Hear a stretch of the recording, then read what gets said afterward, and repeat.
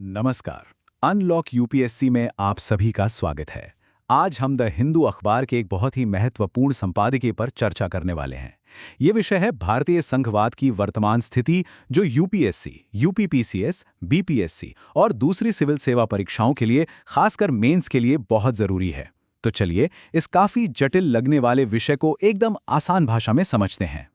ठीक है, तो आज की हमारी चर्चा का रोड मैप कुछ इस तरह रहेगा। हम अपनी बात को 5 हिस्सों में बांटकर समझेंगे। सबसे पहले देखेंगे कि संघवाद की गतिशीलता में क्या बदलाव आया है। फिर इसके सबसे बड़े संघर्ष यानी राजकोषीय संघवाद पर बात करेंगे।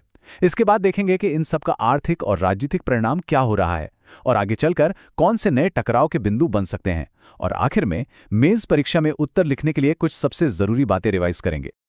तो चलिए सबसे पहले ये समझते हैं कि हमारे देश के राजनीतिक माहौल ने केंद्र और राज्यों के रिश्ते को किस तरह से बदला है। इसे हम दो अलग अलग दौर की कहानी की तरह देख सकते हैं। अब देखिए, ये स्लाइड दो दौर के बीच का फर्क बिल्कुल साफ दिखाती है। एक तरफ था 1990 का दशक, जो गठबंधन की राजनीति का था। उस समय केंद्र और राज्यों के बीच सहयोग और बातचीत का कल्चर था। क्षेत्रीय पार्टियां बहुत मजबूत थीं और सरकार बनाने में उनकी भूमिका अहम होती थी। लेकिन 2014 के बाद का दौर देखिए, यहां एक पार्टी का प्रभुत्व है, जिससे राजनीति ज्यादा केंद्रीकृत हो गई है। अब क्षेत्रीय दलों की मोल भाव करने की ताकत पहले जैसी नहीं रही और एक राष्ट्र वाली राजनीति ज्यादा हावी दिखती है। और यामिनी अय्यर का ये कोटेशन इस वैचारिक बदलाव को बहुत अच्छे से समझाता है। उनके कहने का मतलब है कि मौजूदा राजनीतिक विचारधारा में सबको साथ लेकर चलने या समायोजन की जगह कम है। इसका नतीजा ये हुआ है कि अब क्षेत्रीय दल, जो अपने अपने क्षेत्र की चिंताओं और पहचान की बात करते हैं, वही संघीय सिद्धांतों यानी फेडरल प्रिंसिपल्स की सबसे मजबूत आवाज बनकर उभरे। चलिए अब आते हैं इस बहस के सबसे अहम हिस्से पर, और वो है राजकोषीय संघवाद में बढ़ता तनाव। ये असल में केंद्र और राज्यों के बीच वित्तीय संबंधों की बुनियाद है। हम इसे संसाधनों पर एक तरह की लड़ाई भी कह सकते हैं। तो ये राजकोषीय संघवाद आखिर है क्या? देखिए, बहुत ही सरल शब्दों में कहें तो ये वो सिस्टम है जो ये तय करता है कि देश में पैसा कहां से आएगा और केंद्र सरकार और राज्य सरकारों के बीच कैसे बंटेगा। और जैसा हम आगे देखेंगे, यही सिस्टम आज केंद्र और राज्यों के बीच तनाव का एक बहुत बड़ा कारण बन गया है। ये टाइमलाइन एक बहुत बड़े संस्थागत बदलाव की कहानी कहती है। 2014 से पहले हमारे पास योजना आयोग था, जो केंद्र और राज्यों के बीच पैसों के बंटवारे और निवेश पर बातचीत का एक अहम मंच हुआ करता था। लेकिन जब उसे खत्म कर दिया गया तो अब सारी जिम्मेदारी वित्त आयोग पर आ गई है। इस बदलाव ने संसाधन बांटने की पूरी प्रक्रिया को ही बदल कर रख दिया है। और यहीं से एक बहुत बड़ा और गंभीर सवाल उठता है, जिसे खास तौर पर दक्षिण के वो राज्य उठा रहे हैं जो आर्थिक रूप से ज्यादा विकसित हैं। सवाल यह है कि क्या वित्तीय संसाधनों के बंटवारे में उनके साथ नाइंसाफी हो रही है? क्या उन्हें एक तरह से दंडित किया जा रहा है? जैसा कि विशेषज्ञ ए कलैयारासन और यामिनी अय्यर बताते हैं, दक्षिणी राज्यों का कहना है कि वे संसाधनों के पुनर्वितरण के खिलाफ नहीं हैं, लेकिन उन्हें एक संरचनात्मक असंतुलन से दिक्कत है। उनका तर्क ये है कि वित्त आयोग का जो फॉर्मूला है वो ज्यादा आबादी और कम आय वाले राज्यों को ज्यादा पैसा देता है। इससे होता यह है कि जिन राज्यों ने अपनी अर्थव्यवस्था को बेहतर किया और जनसंख्या को नियंत्रित किया, उन्हें इसका खामियाजा भुगतना पड़ रहा है। इसी को वो स्थानिक असमानता या स्पेशियल इनइक्वालिटी कहते हैं, जहां एक क्षेत्र को उसके अच्छे प्रदर्शन के लिए सजा मिल रही हो। अब एक और बड़ा मुद्दा है जो राज्यों को परेशान कर रहा है, वो है केंद्र सरकार का उपकर यानी सेसेस और अधिभार यानी सरचार्जेस का लगातार बढ़ता इस्तेमाल। तो यहां समझने वाली बात यह है कि ये उपकर और अधिभार इतने विवादास्पद क्यों हैं? असल में इनसे जो भी पैसा आता है वो विभाज्य पूल का हिस्सा नहीं होता, यानी केंद्र सरकार इस पैसे को राज्यों के साथ बांटने के लिए बाध्य नहीं है। राज्यों का तर्क है कि ये संघवाद की मूल भावना के खिलाफ है, क्योंकि इससे सारा राजस्व केंद्र के पास जमा हो जाता है और राज्यों की वित्तीय स्वायत्ता कम हो जाती है, उनका आर्थिक स्पेस सिकुड़ जाता है। तो अब सवाल ये उठता है कि इन सभी वित्तीय और राजनीतिक बदलावों का देश की अर्थव्यवस्था और इसकी पूरी राजनीतिक बनावट पर क्या असर पड़ रहा है। चलिए इन व्यापक प्रभावों को समझते हैं। ये टेबल इन बदलावों के नतीजों को बहुत अच्छे से दिखाती है।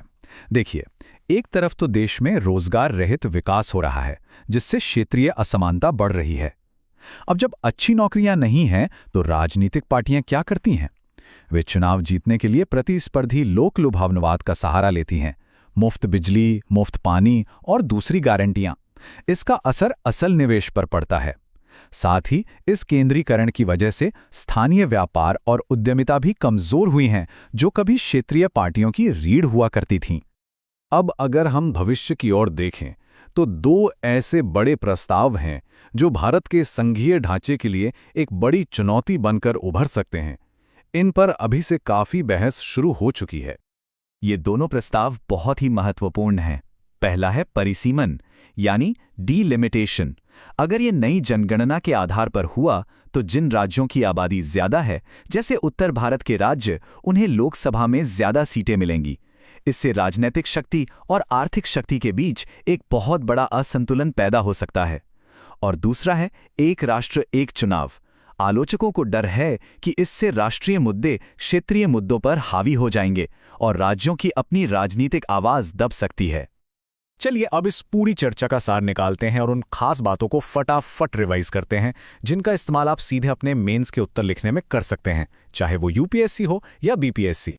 तो अगर आपके उत्तर में ये साबित करना हो कि संघवाद कमजोर हो रहा है, तो आप इन बिंदुओं का इस्तेमाल कर सकते हैं, जैसे कि शासन का सहकारी से केंद्रीकृत हो जाना, योजना आयोग का खत्म होना, जीएसटी काउंसिल में विवाद और केंद्र की योजनाओं का राज्यों के विषयों में दखल देना। ये पॉइंट्स आपके तर्क को बहुत मजबूती देंगे। और जब बात राजकोषीय संघवाद की चुनौतियों की हो तो इन मुद्दों को जरूर उजागर करें। वित्त आयोग के फॉर्मूले पर उठ रहे सवाल, संसाधनों के बंटवारे पर उत्तर और दक्षिण भारत का मतभेद, सेस और सरचार्ज का बढ़ता उपयोग और राज्यों के बीच स्थानिक असमानता की संरचनात्मक समस्या, ये मुद्दे आज की बहस का केंद्र हैं। संघीय गतिशीलता में जो बदलाव आए हैं, ये उसके कुछ महत्वपूर्ण सामाजिक, आर्थिक और राजनीतिक परिणाम हैं, जैसे कि जॉबलेस ग्रोथ, प्रतिस्पर्धी लोक लुभावनवाद का बढ़ना और एक ऐसी गवर्नेंस कल्चर जो बातचीत से ज्यादा केंद्रीकरण पर जोर देती है। ये पॉइंट्स दिखाते हैं कि यह सिर्फ एक सैद्धांतिक बहस नहीं है, बल्कि इसके जमीनी असर भी हैं। और हाँ, इन शब्दों पर खास ध्यान दें।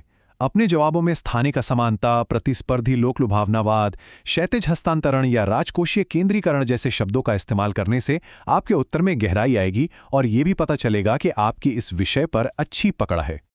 इस पूरी चर्चा को समाप्त करने से पहले ये रहा आपके लिए एक अभ्यास प्रश्न।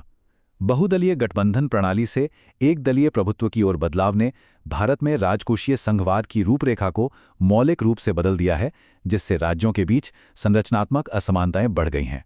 इस कथन का समालोचनात्मक विश्लेषण करें। आज हमने जिन भी बिंदुओं पर बात की है, उनका इस्तेमाल करके इसका एक अच्छा सा उत्तर लिखने की कोशिश जरूर करें। कल फिर मिलते हैं एक महत्वपूर्ण संपादकीय के साथ।